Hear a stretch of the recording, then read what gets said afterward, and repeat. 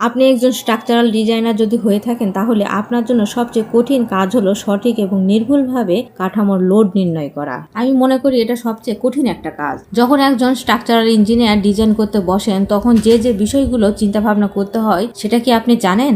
যে বিষয়গুলো ভাবতে হয় সেটা হচ্ছে কলাম, বিম, দেওয়াল, মেঝে, সিঁড়ি, ছাদ এবং প্লাম্বিং ম্যাটেরিয়ালসগুলো। কাঠামোর ডিজাইনের ক্ষেত্রে বিভিন্ন অংশে ডেড লোড সঠিকভাবে নির্ধারণ করতে হয় একজন স্ট্রাকচারাল ইঞ্জিনিয়ারকে।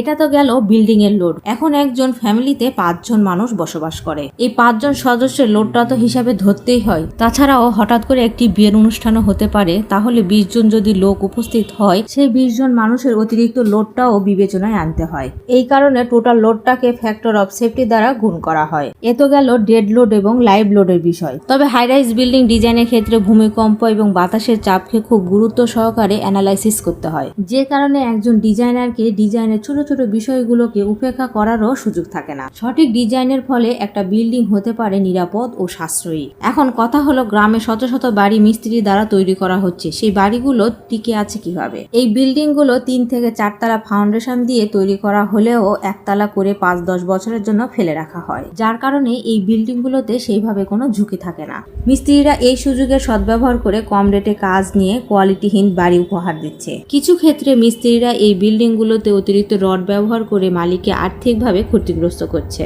যা বাড়িওয়ালা টেরও পাচ্ছে না। অথচ কম রেটে কাজ পেয়ে বাড়িওয়ালা বেশ খুশি, যার জন্য ইঞ্জিনিয়ারের কাছে আর যেতে হচ্ছে না।